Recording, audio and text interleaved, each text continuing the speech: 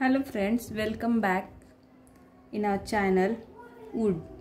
WOULD. इथं L जरी असेल तरी ते सायलेंट असतं आणि त्याला काय म्हणायचे वुड. वुड प्लस V1च घ्यायचा इथे पण.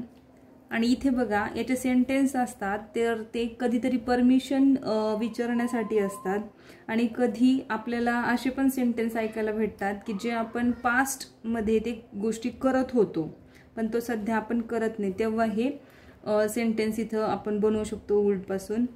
आता बघा काही सेंटेन्स आहे त्याचे मराठीत मीनिंग कसे होतात किंवा इंग्लिश मध्ये त्याचे कसं बनवायचं काही एक्झाम्पल बघूयात.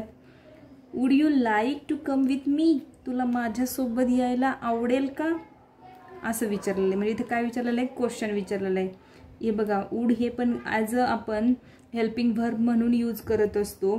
ते मॉडल ऑक्झिलरीज व्हर्ब आहे बट कधीतरी म्हणण्यापेक्षा नेहमीच ते ॲज अ हेल्पिंग व्हर्बचं काम करत असतं. Would you like to come with me. तुला माझ्यासोबत यायला आवडेल का.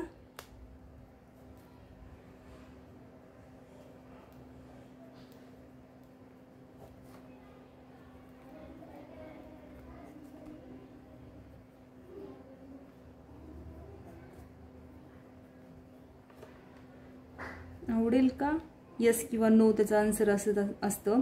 Would you please give me your notes. तू मला तुझी नोट देतोस का.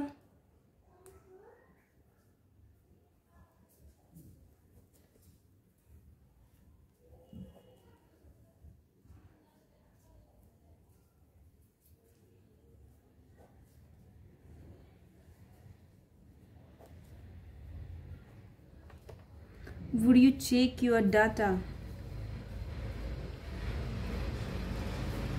तू तुझा डाटा चेक करतोस का.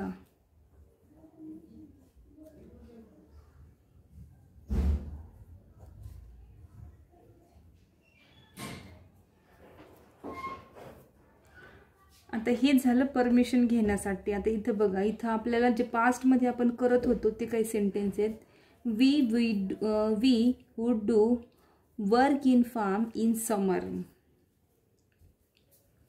आम्ही शेतात उन्हाळ्यात काम करत होतो किंवा करत असो.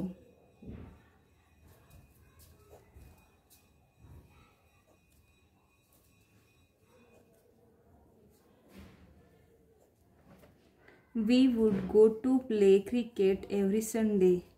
आम्ही प्रत्येक संडेला खेळायला जात असो. प्रत्येक रविवारी.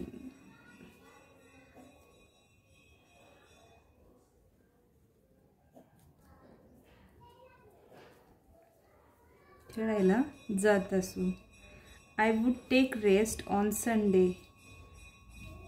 मी रविवारी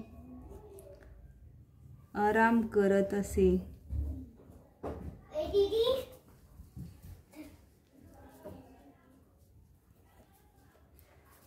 म्हणजे हे झाले आपण पास्ट मध्ये करणाऱ्या गोष्टी ज्या असतात ते या पद्धतीने दाखवल्या जातात आणि इथं परमिशन घेण्यासाठी जे असतं ते या पद्धतीने दाखवलं जातं. म्हणजे सुरुवातीला वुड घ्यायचं आणि परमिशन घ्यायची आणि बाकी जेव्हा आपण वुड हे सेंटेन्स मध्ये यूज करत असतो मोस्टली तर ते पास्ट मध्ये असणाऱ्या आपण करत असलेल्या गोष्टींबद्दल सांगत असतो. आता इथं अजून काय सांगू शकतो आपण. I would go to watch for movie. आम्ही म्हणजे मूवी पाहायला जात असू हे आपण इथे सांगू शकतो.